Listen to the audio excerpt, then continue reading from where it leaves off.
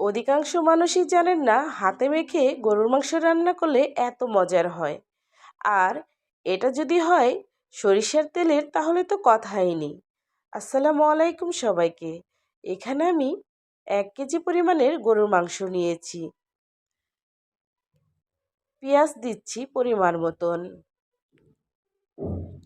আর কুরবানি ঈদে এই রেসিপিটা আমার চাই। ঝাল করার জন্য কাঁচামরিচ দিচ্ছি, তেজপাতা, দারচিনি, এলাচ দিচ্ছি গোলমরিচ, আদা ও রসুন বাটা দিচ্ছি, পরিমাণ মতন জর্তিক জায়ফল বাটা দিয়ে দিচ্ছি, মরিচের গুঁড়া দিচ্ছি পরিমাণ মতন, হলুদের গুঁড়াটাও পরিমাণ মতন দিয়ে নিচ্ছি, ধনিয়া গুঁড়া আমি তো দেবই দেব, এটা আমার কাছে বেশ ভালো লাগে। স্বাদ বাড়ানোর জন্য লবণ, আর এই যে দেখছেন খাঁটি সরিষার তেল, এটা তো আমি দেবই দেব। হাতে মাখা গরুর মাংস, এর সাথে খাঁটি সরিষার তেল বেশ যায়। ভালো করে মাখিয়ে নিব। আর এটা মাখানো যত ভালো হবে খেতেও কিন্তু ততই ভালো হবে। আর মেখে যদি ঘন্টাখানিক রাখা যায় তাহলে তো কথাই নাই, এটার স্বাদ আরও দ্বিগুণ বেড়ে যাবে। তবে আমার কাছে আজকে অত সময় নাই, আমি 20 মিনিট রেখে দিব। আর 20 মিনিট পর চুলাটা ধরিয়ে দিয়েছিলাম, দেখতেই তো পাচ্ছেন।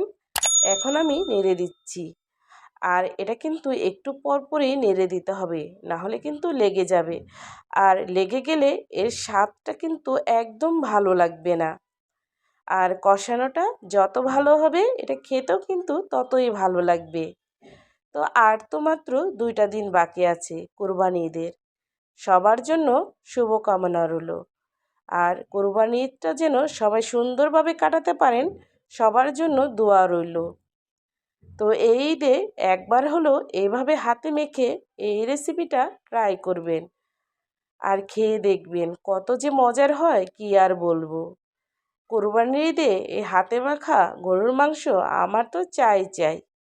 পানি দিয়ে দিলাম মাংসটা সেদ্ধ হওয়ার জন্য। তো আমার কথাগুলো বুঝতে যদি সমস্যা হয় সবাই একটু ক্ষমা দৃষ্টিতে দেখবেন। অতিরিক্ত ঠান্ডার কারণে কথা বলতে অনেক সমস্যা হচ্ছে। ইদানিং ভিডিওগুলো ছাড়তে পারছি না একমাত্র ভয়েস না দেওয়ার কারণে।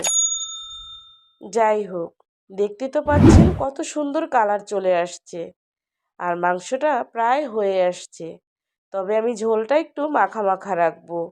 আর এখানে আমি দারচিনি এলাচের গুঁড়াটা দিয়ে দিলাম, আর দিচ্ছি জিরার গুঁড়া, এটা তো আমি দেবই দেব।